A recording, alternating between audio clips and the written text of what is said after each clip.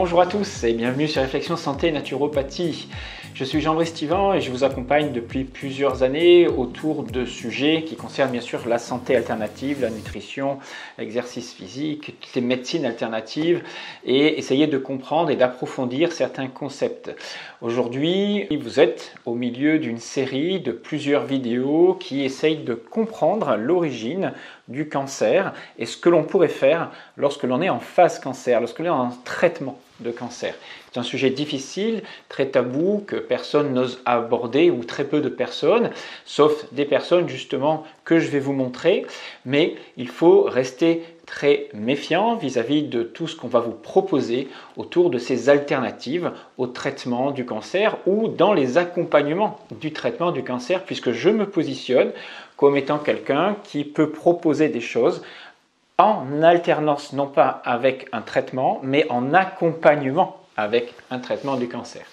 Dans les 3 premières vidéos, vous avez vu que l'origine du cancer, la formation d'une tumeur, l'expression d'un gène qui va entraîner donc une mutation bien particulière de nos cellules cancéreuses, eh bien, n'est pas due à une surcharge de l'ensemble de l'organisme, une maladie de surcharge. Ça n'est pas ça un cancer, ça n'est pas une maladie de pléthore, ça n'est pas non plus une maladie d'intoxication, du moins ça ne peut pas être expliqué uniquement comme cela. Ça n'est pas non plus une maladie de dérèglement métabolique, même si le métabolisme est modifié, ni de surconsommation de sucre ou de libération de lactate ou d'insuline. Tout cela constitue peut-être, par contre, je l'ai déjà dit, des facteurs aggravants et nous allons voir qu'il faut s'y attaquer, entre guillemets, lorsque vous êtes en phase cancer. Donc ne confondons pas, je l'ai déjà précisé, l'origine, ce qui peut être la cause d'un cancer et les facteurs susceptibles de l'aggraver, du moins d'accélérer le processus. Ma démarche ici dans cette vidéo est donc de vous montrer que l'on peut collaborer avec la médecine allopathique. Ma démarche est de montrer que l'on peut faire collaborer la médecine allopathique, c'est-à-dire les traitements, avec une approche d'accompagnement intégrative. Ça veut dire accompagner le patient atteint de cancer par des techniques de santé alternatives susceptibles de ralentir l'évolution de la tumeur tout en soutenant le patient sur le plan immunitaire, sur le plan de son énergie, de son métabolisme, sans entraver les traitements ou même en les rendant plus efficaces. C'est du moins l'objet de ce que j'ai créé moi comme formation et je vais vous faire part de quelques aspects de ce que je propose. Donc la question que je pose aujourd'hui, c'est que feriez-vous si vous aviez un cancer ou qu'est-ce que vous pourriez proposer à quelqu'un de votre entourage qui a un cancer? Bien sûr, il ne s'agit pas de ne pas suivre le protocole médical classique, mais de mettre en place un protocole alternatif en même temps que le traitement classique allopathique, un traitement intégratif qui intégrerait peut-être du jeûne, un régime cétogène, de l'exercice physique, la micronutrition antioxydante. Toutes ces techniques que nous allons voir là sont-elles vraiment efficaces pour s'opposer au développement d'une tumeur et peut-être vous aider à guérir du cancer? Mais je dis bien que c'est en accompagnement d'un protocole allopathique. On verra dans la conclusion quelle est la part de l'approche psycho-émotionnelle que l'on peut mettre dans le suivi, l'accompagnement d'un patient atteint de cancer. Alors, on va voir plusieurs interventions, toujours de personnes qui travaillent sur l'origine métabolique du cancer. Vous allez voir tour à tour Ulrich Génisson avec Laurent Schwartz et Eleonore Djekossi. Et puis vous verrez aussi Casasnovas, ce qu'il pense du jeûne pendant le cancer. Et vous verrez que je ne suis pas tout à fait d'accord dans la façon dont ils ont d'utiliser ces techniques. Vous verrez que c'est beaucoup plus subtil qu'il n'y paraît, mais que leur approche est très intéressante et c'est pour ça que je vous en parle. La première d'entre eux, c'est l'approche que Laurent Schwartz propose. Comment faire en sorte que la cellule cancéreuse brûle mieux le sucre et libère moins de lactate et produise un environnement moins favorable au développement de la tumeur. Intéressant, pas intéressant, à vous d'en juger. On en discute juste après. Oui, on est d'accord sur une chose centrale, c'est une maladie de la digestion du sucre. Ça, c'est le point crucial. Donc, quand vous avez une maladie de ce niveau-là, la première chose, vous diminuez l'apport en sucre. La deuxième, c'est comment est-ce que vous pouvez y pallier. Alors ça, c'est, comme je disais avant l'exercice, il y a tout des papiers qui montrent que l'exercice a à peu près la même valeur thérapeutique que la chimiothérapie, c'est pas rien. Alors moi, je vais ajouter un point supplémentaire pour ça, parce que ça peut aider beaucoup de gens. Nous avons, quand nous venons au monde, une graisse qui s'appelle la graisse brune. C'est une graisse qui est très... il y a beaucoup de sang qui y va. Donc, du coup, cette graisse, en fait, son rôle, c'est de faire de la chaleur. Le petit bébé, quand il arrive au monde, il est équipé de cette graisse-là pour résister justement à la chaleur et à survivre. Le problème, c'est que nous vivons dans un monde qui est avec plein de chauffage, des vêtements, etc. Finalement, à l'âge adulte, nous perdons, parce que nous ne sommes jamais exposés au froid, cette graisse brune. Mais cette graisse brune est aussi littéralement un aspirateur à glucose. C'est-à-dire qu'on prend des gens comme Wim Hof ou d'autres qui sont vraiment très exposés à des bains de glace régulièrement, etc. Si on leur fait un PET scan, comme on ferait à quelqu'un dans le cadre d'une recherche de cancer, on s'aperçoit que cette graisse brune est aussi un aspirateur à sucre. Finalement, utiliser le froid pour aider dans le cadre d'un cancer, ce serait peut-être pas une stratégie stupide. Non, mais c'est toujours la même chose. Quand tu vas dans le froid, tu augmentes ta mitochondrie et tu fais brûler. Et si ça brûle dans la tumeur, c'est encore mieux. Tout ça, c'est loin d'être déconnant. Je reviens. Donc, toute la stratégie de l'oncologue, ou en tout cas de l'oncologue 2.0, comme on dit maintenant, c'est de faire brûler le sucre et ses dérivés. Donc, c'est ça, c'est le bleu de méthylène, c'est l'acide lipoïque, c'est l'hydroxycitrate. Et puis, c'est aussi une pléthore d'autres molécules que nous n'avons pas testées, comme le dioxyde de chlore, le coenzyme Q10 et compagnie. Donc, on se retrouve dans un moment qui n'est pas que simple scientifiquement, où tout devient possible, où il y a plein de médicaments qui sont sur le marché. Et où, plein de molécules en libre service, en fait, qui ne sont même pas des médicaments, des compléments alimentaires. Ils sont légalement des médicaments, certains sont des compléments alimentaires en plus. Enfin, c'est un boxon d'un sens juridique majeur. Voilà, donc vous avez vu que Laurent Schwartz, lui, propose une approche où le fait de brûler du sucre va permettre d'améliorer l'état de la personne et limiter le développement du cancer. Alors il n'utilise pas que l'exercice physique, pas que des outils comme des médicaments, comme le bleu de méthylène, l'oxycitrate, l'acide alpha-lipoïque, des éléments comme ça qui sont entre le complément nutritionnel et le médicament. Mais est-ce que tout cela suffit? Est-ce que cette approche va suffire à affamer la cellule cancéreuse, à la priver de son substrat qui entraînerait donc sa mort?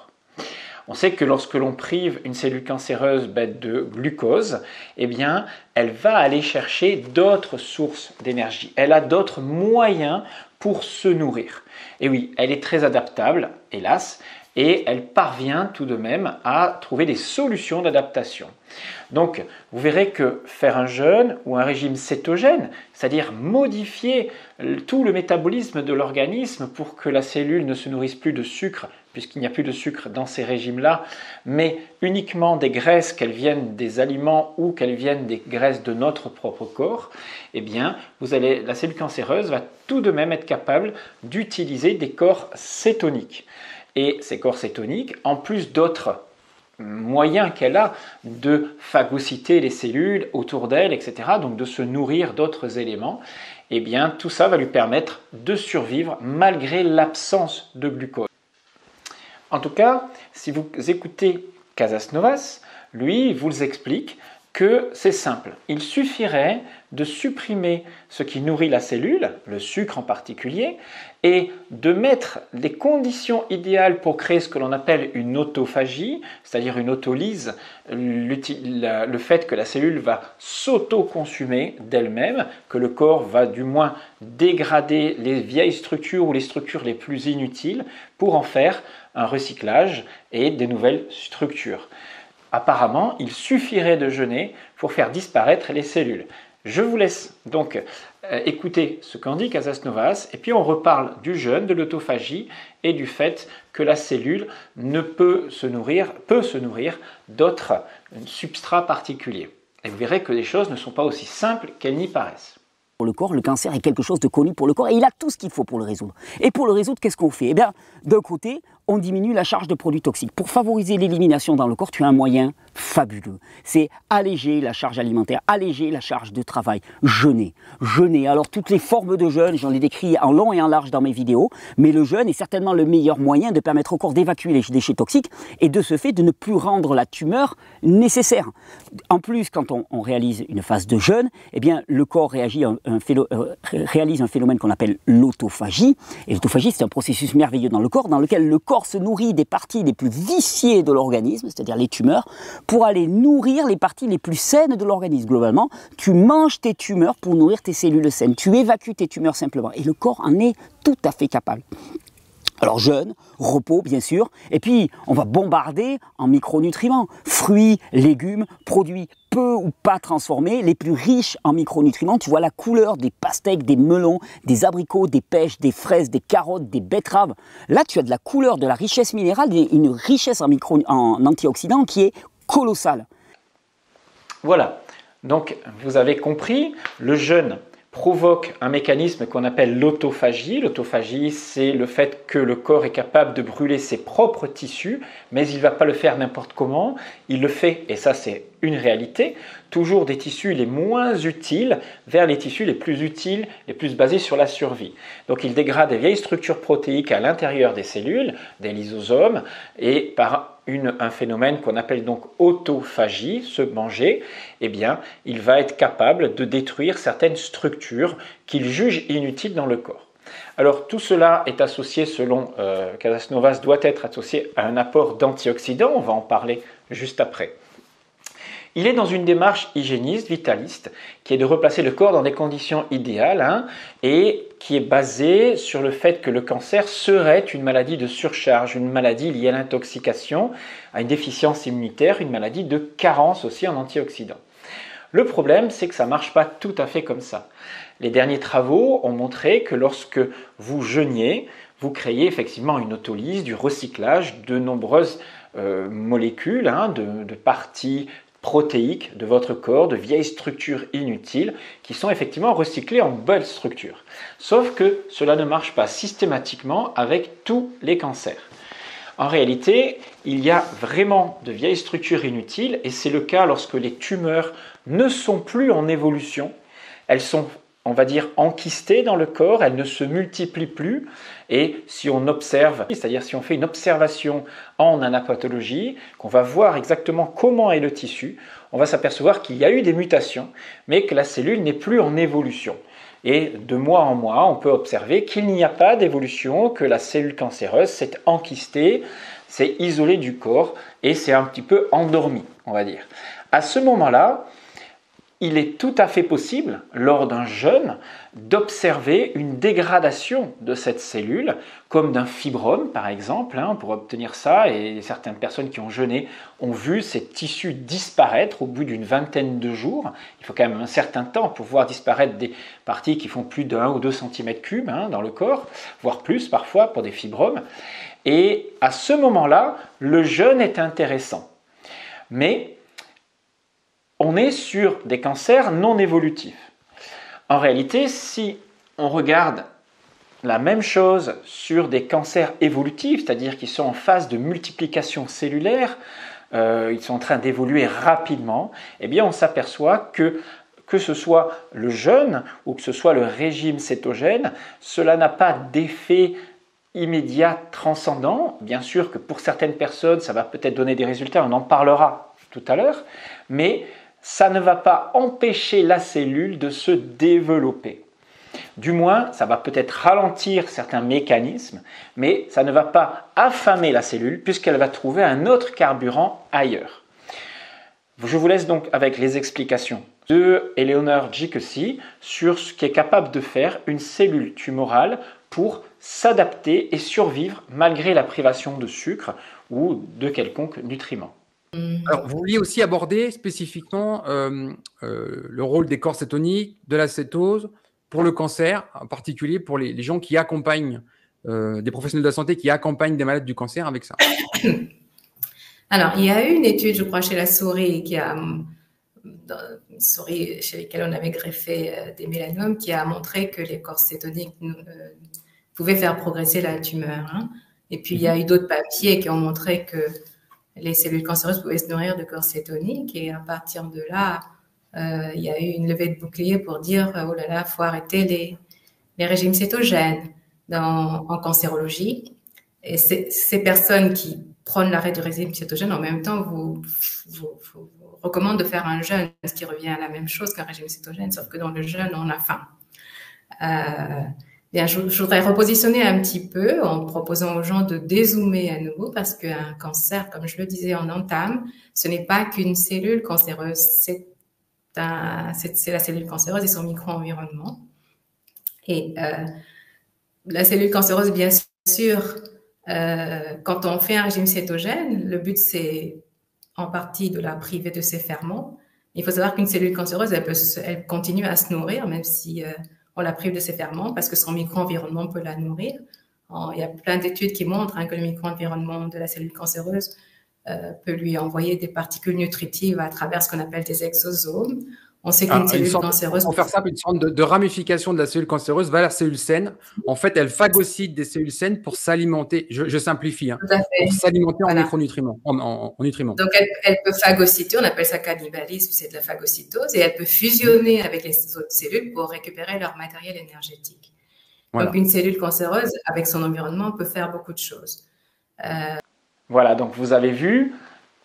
La cellule cancéreuse est quelque chose d'extraordinaire sur le plan de la survie. Elle est capable de phagocyter, de développer un réseau d'angiogénèse de vaisseaux pour se nourrir autour. Elle est capable de modifier son métabolisme pour passer du glucose à un carburant qu'on appelle corps cétonique, mais d'arriver toujours à créer un environnement qui lui permet de survivre.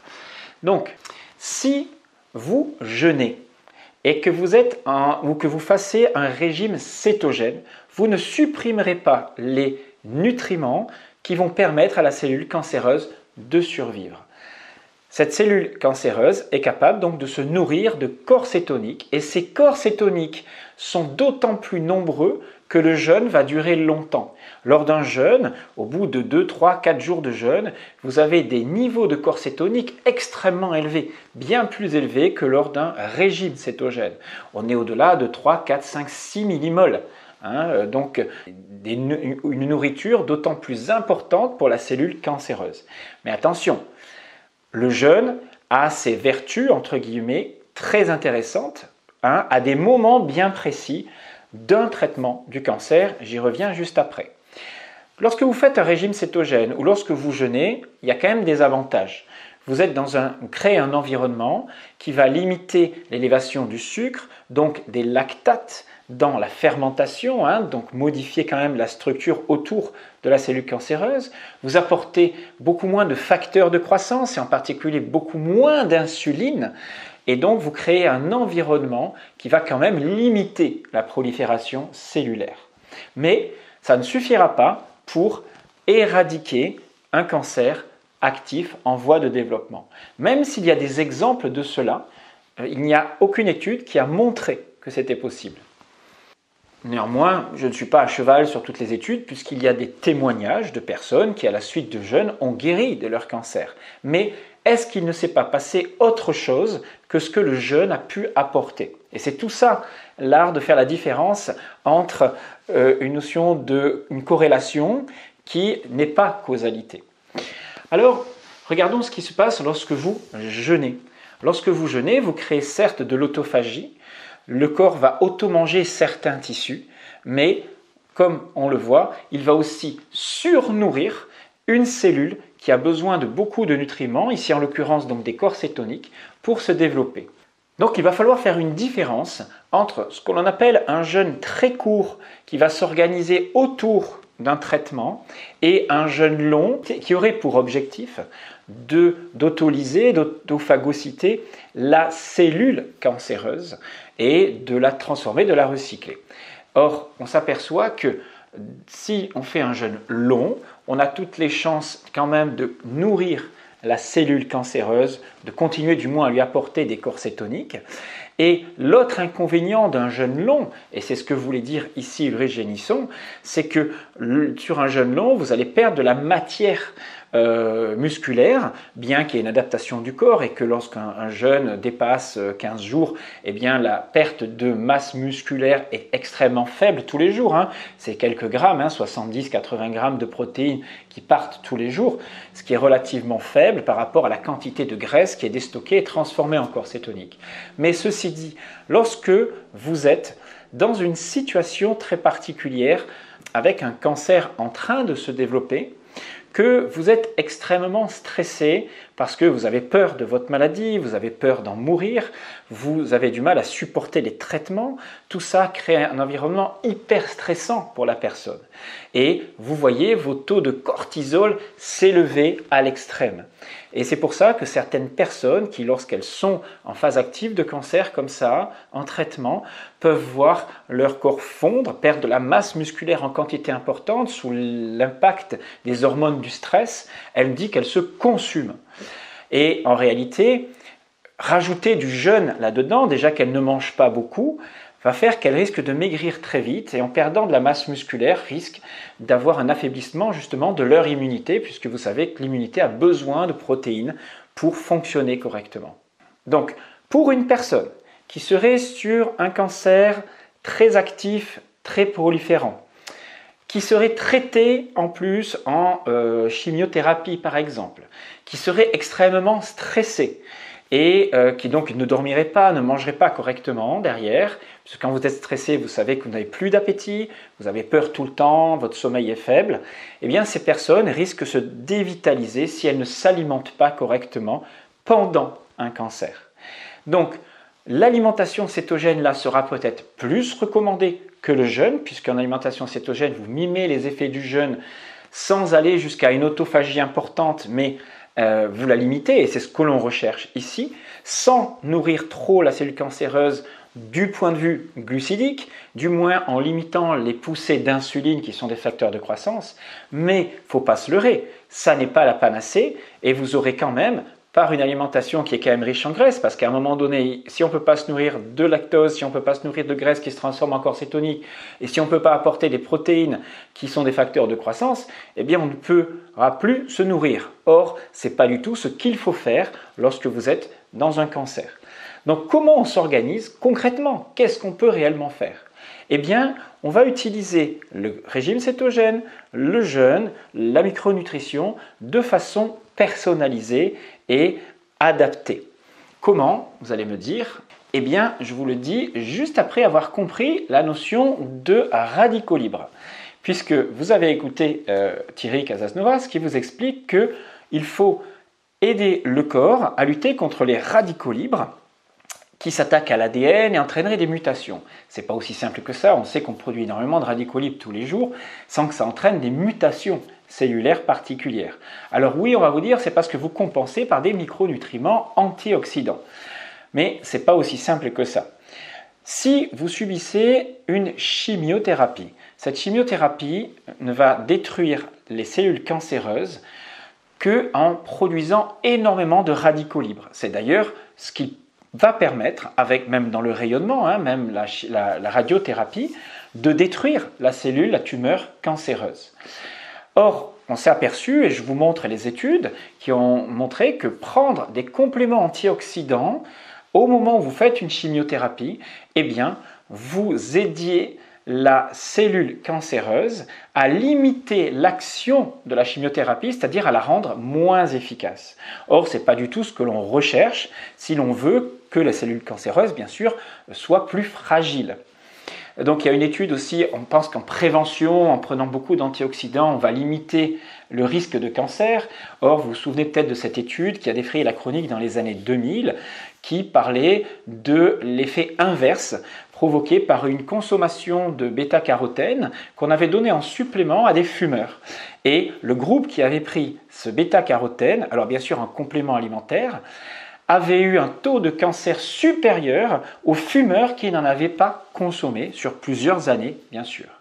Donc attention, les choses ne sont pas encore aussi évidentes qu'elles y paraissent, et quand on creuse un petit peu les choses, quand on les observe concrètement dans la réalité, on s'aperçoit que des antioxydants peuvent avoir des effets inverses au traitement du cancer et ne pas vous aider vraiment. Mais attention, ce ne veut pas dire qu'il ne faut pas avoir une alimentation correcte qui amènerait des nutriments, des vitamines, des minéraux, des enzymes, etc. Par contre, regardez, la cellule cancéreuse est capable d'utiliser le glutathion, vous savez, cet antioxydant qui est le plus puissant dans votre organisme, pour se protéger de la chimiothérapie. Et elle devient résistante à la chimiothérapie grâce au glutathion. Donc imaginez si vous preniez des aliments ou des nutriments qui vous favorisent l'augmentation du glutathion dans le corps. C'est comme si vous apportiez à la cellule cancéreuse des éléments de sa protection. Mais cela ne veut pas dire qu'une personne qui va prendre des compléments alimentaires pendant sa phase cancer, va ne pas avoir de guérison possible ou une chimiothérapie ou de rayonnement qui soit efficace. Ça a été le cas d'une personne qui a suivi des traitements pour des cancers. Elle avait de la complémentation alimentaire avec beaucoup d'antioxydants et elle a quand même fini par guérir. Donc attention, que ce soit des études, des témoignages, vous allez voir qu'on va trouver tout et son contraire. Mais attention, sachez juste que si la cellule cancéreuse, elle doit vivre et résister à des agressions, elle saura utiliser à la fois le carburant que vous lui apportez, soit du sucre ou autre chose, et elle saura utiliser les nutriments, les antioxydants que vous lui proposez aussi. La question qu'on devrait se poser, c'est comment elle fait et qu'est-ce qui pousse cette cellule tumorale à s'adapter aussi bien pour survivre. Si je reviens à Casasnovas sur sa cure de fruits, il vous parle qu'en apportant énormément de fruits colorés, orange, rouge, la betterave, des légumes, betterave, carottes, abricots, pastèques, etc. Il vous explique, on va apporter des nutriments au corps qui va améliorer son immunité. Alors, attention, quand vous apportez autant de légumes et de fruits, vous faites un apport énorme de fructose et de glucose. Donc vous êtes dans une approche qui s'oppose à l'approche de la privation du sucre de la cellule. Et donc ça s'oppose bien sûr à un régime cétogène. Je ne dis pas que c'est bien ou pas bien, je vous dis juste que vous êtes dans l'opposition par rapport à ce que des cancérologues qui travaillent sur le métabolisme du cancer vous expliquent. Donc vous avez compris que les choses ne sont absolument pas aussi simples qu'on imagine. Mais alors, qu'est-ce que vous pouvez faire? Eh bien, il va falloir trouver, à travers une synthèse de toutes ces approches-là, quelque chose qui va favoriser l'amélioration de la santé du terrain de la personne qui est traitée, sans s'opposer à son traitement. Qu'est-ce qu'on va faire? Eh bien, moi, si ça devait m'arriver, je ne vous donne que mon point de vue. J'utiliserai tout ce qui est à mon pouvoir, bien sûr, pour limiter le développement et la prolifération de la cellule. Je ne ferai pas de longs jeûnes, vous avez compris. Par contre, je ferai des jeûnes très courts autour de la cure, le jour où je vais faire ma chimiothérapie. Alors, je ne vais pas vous détailler toutes les expériences de Walter Longo autour de l'influence de mise en jeûne des cellules cancéreuses qui deviennent beaucoup plus réceptives au traitement, sachant que les cellules saines, elles se protègent, et on a beaucoup moins d'effets secondaires de la chimiothérapie lorsque la cellule est en jeûne, lorsque votre corps a jeûné au moins 24 heures avant la chimio, et l'idéal, c'est de refaire donc une journée de jeûne après la chimio pour aider le corps, aider le foie à mieux éliminer les effets toxiques secondaires, etc. de la chimio. Ça, ce sont les travaux de Walter Longo. Je les développe dans ma formation. Ça n'est pas le lieu ici, mais sachez que cela fonctionne, ça a été testé. Vous pouvez trouver ces résultats sur Internet. Par contre, le jeûne n'ira pas au-delà de 2-3 jours autour d'une chimiothérapie. À côté de cela, bien sûr, que vous pouvez faire un régime cétogène qui ne soit pas trop producteur de corps cétoniques, mais qui vont limiter au maximum l'apport d'insuline, les sécrétions d'insuline dans votre corps. Et puis bien sûr, à côté de cela, vous ferez de l'exercice physique pour brûler un maximum de sucre dans votre corps et aussi stimuler certaines sécrétions de myokines, etc., qui ont fait leur preuve dans l'augmentation des chances de survie pendant le cancer. C'est égal à la chimiothérapie dans les études, c'est le professeur Schwartz qui vous l'a dit, et effectivement, il y a énormément d'études qui montrent que faire de l'exercice physique autour durant une phase cancer, eh bien c'est très très intéressant. Vous pouvez aussi faire de l'hormèse, bien sûr si vous n'êtes pas épuisé, à des doses qui respectent vos capacités d'adaptation. Je ne vais pas y revenir, mais c'est quelque chose qu'il faut bien maîtriser et ne pas faire des bains froids à tout va ou des saunas à tout va ou des exercices physiques d'hyper intensité parce qu'on a entendu dire que l'hormèse, la stimulation était bon pour le corps. Tout ça doit être individualisé en collaboration intelligente avec les traitements allopathiques. C'est ça qu'on appelle la médecine intégrative. Tout cela peut paraître intéressant, mais est largement encore insuffisant. Et pourquoi? Parce que si l'on se concentre sur la notion de médecine intégrative, eh bien on ne parlera pas que de nutrition, de micronutrition ou de jeûne ou d'exercice physique, mais c'est-à-dire qu'il ne faut pas négliger la dimension psycho-émotionnelle de l'individu. En prévention, on sait que tous les peuples centenaires ne sont pas en cétose. Ils ont un métabolisme basé sur les glucides, je vous en ai déjà parlé. Mais qu'est-ce qui fait que ces peuples dits centenaires, qui développent donc moins de cancers que la moyenne, et ça c'est un fait avéré, c'est statistique, eh bien ils aient donc cette capacité à vivre longtemps sans cancer. Je parle des peuples comme à Loma Linda, la communauté adventiste, ou des peuples qui vivent en Sardaigne, dans certaines vallées, ou à Ikari en Grèce, ou dans certaines vallées du Costa Rica, ou à Okinawa, etc. Donc c'est ce qu'on appelle les Blue Zones. Mais les chercheurs, quand ils sont allés voir dans ces Blue Zones, et j'en ai déjà parlé, tout le monde va vous dire c'est parce qu'ils mangent bien, c'est parce qu'ils mangent des végétaux, c'est parce qu'ils sont dans la nature, c'est parce qu'ils sont au bord de mer, c'est parce qu'ils respirent un bon air, c'est parce qu'ils ne fument pas, etc. Mais pour les chercheurs qui sont vraiment allés là-bas et qui ont défini quels étaient les critères, les 2 facteurs les plus importants qui expliquent la longévité et donc l'absence de cancer, eh bien il ne s'agit pas de tous ces facteurs-là. Ces facteurs-là ne viennent qu'en 3, 4, 5, 6e position. En réalité, les 2 facteurs de longévité majeurs donnés par ces scientifiques, eh bien ce sont des facteurs psychosociaux. Je m'explique. Il s'est avéré que dans ces peuples, ils vivent en petites communautés, ils se connaissent tous, donc ils se soutiennent tous les uns les autres. Le fait de pouvoir parler et de s'exprimer au quotidien avec des personnes à qui vous pouvez vous confier, vous pouvez libérer vos émotions. Vous n'êtes jamais seul. Des personnes en qui vous pouvez compter si vous avez un coup dur dans la vie. Et ces personnes le savent, elles ne seront jamais délaissées. Eh bien, tout cela va leur permettre de libérer émotionnellement des choses enfouies et de diminuer le taux de cortisol qu'ils ont dans le corps. Or, en limitant l'impact du stress sur leur organisme, ces personnes se portent mieux et vivent plus longtemps. Donc le facteur numéro 1, c'est d'être dans un état de tension au quotidien qui soit très basse et donc détendu, ne pas avoir peur du futur, ne pas avoir peur de l'avenir et être sûr qu'en cas de coup dur, vous serez soutenu. Et c'est là que ça va me permettre d'introduire sur le chapitre suivant, les vidéos suivantes, qui vont vous montrer que l'origine des maladies, de pas mal de maladies, attention, je ne parle pas de toutes les maladies, mais le cancer en fait partie, ne se trouve pas forcément dans un dérèglement, dans une intoxication, une surcharge, une déficience immunitaire, un épuisement immunitaire, etc. Regardons un petit peu, un peu plus loin.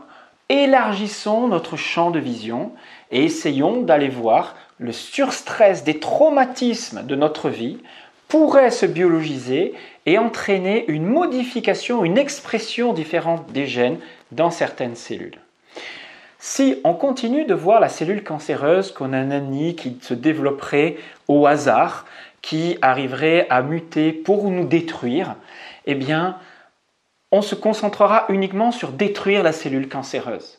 Et on ne travaillera jamais sur son origine réelle et concrète. Regardez un petit peu ce qu'est vraiment la cellule cancéreuse. Regardez ce qu'elle est capable de faire pour sa survie. Phagocyter son environnement, diminuer le message immunitaire pour ne pas se faire attaquer par nos propres systèmes immunitaires, créer un système de ramification de vaisseaux d'angiogénèse pour capter les nutriments qui l'environnent, utiliser différentes sources d'énergie en fonction de ce que nous, on lui apporte, que ce soit des corps cétoniques ou du glucose, ou même des protéines comme la glutamine, permettre d'utiliser le glutathion pour se protéger des agressions extérieures, s'adapter aux apports d'oxygène. Le système d'adaptation de la cellule cancéreuse est trop parfait pour être du hasard, de l'anarchie ou un quelconque développement qui n'aurait aucun sens. En réalité, si nous commencions à voir la cellule cancéreuse comme quelque chose qui fait partie intégrante d'un processus voulu par notre organisme et peut-être créé par notre organisme, on pourrait aller chercher peut-être les causes dans le cerveau et un programme inconscient peut-être, qui créerait cette demande et l'existence de cette cellule qui aurait un sens, qui sécréterait des choses particulières, et ça on le sait, hein, on sait qu'elle sécrète beaucoup, que son métabolisme est accéléré, etc. Mais que ça a un sens au regard, on verra, de l'évolution, de la notion de surstress associée à des ressentis particuliers. Pour ceux qui ne connaissent pas l'approche psychobiologique des maladies, ceci peut paraître complètement fou, je le sais, je ne vous demande absolument pas d'y croire, mais c'est en tout cas la thèse que je développerai ultérieurement dans de prochaines vidéos. Donc, pour l'instant, je vais faire une petite pause sur cette série de vidéos consacrées au cancer. Je vais revenir à une chose plus simple, peut-être plus sympa, puisque je vais aborder beaucoup de choses autour du jeûne et de la préparation du jeûne, parce que c'est une technique qui me paraît essentielle pour se maintenir en bonne santé. Et je reviendrai d'ici un petit mois sur ce qu'est pour moi l'approche psycho-émotionnelle pour le cancer, comment on doit l'utiliser autour toujours bien sûr d'un traitement, une approche allopathique. Et puis on parlera aussi de dépistage. Je vous dis donc à très bientôt. Je vous remercie d'abord de m'avoir écouté et de me mettre des commentaires. Vous savez que je propose toujours des formations et que je ne peux vivre que grâce aux formations que vous m'achetez. C'est du gagnant-gagnant. Merci donc pour votre soutien. N'hésitez pas à me contacter pour cela. Vous verrez qu'on peut aller très très loin dans la compréhension des choses. À très bientôt. C'était Jean-Brice Thivan. Vous pensez avoir toutes les clés pour rester en bonne santé, en appliquant quelques conseils piochés ça et là sur Internet. Mais avez-vous vraiment les connaissances pour comprendre et personnaliser ces conseils? J'ai décidé de condenser 30 ans de mon expérience et 25 ans d'enseignement en une série de formations audio-vidéo sur tous les domaines de la naturopathie et du décodage psychobiologique.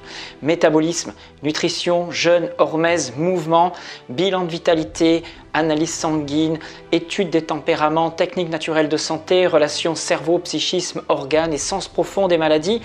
30 formations disponibles à la demande pour apprendre sur les principes vitalistes de la naturopathie, comprendre l'origine des symptômes et agir concrètement de manière individualisée. Que vous soyez étudiant en naturopathie, praticien ou simplement désireux d'accéder à une santé optimale, ces formations sont faites pour vous, que ce soit sous forme de stage à la carte ou en intégrant le programme complet sur alsacenaturo.com. Devenez le coach de santé que vous avez toujours voulu être, offrez-vous les outils vers la pleine santé, c'est le plus beau cadeau que vous pouvez vous offrir ou offrir à vos proches. Le tout à des tarifs très accessibles. Rejoignez-moi donc sur alsacenaturo.com ou sur jbnaturo@orange.fr.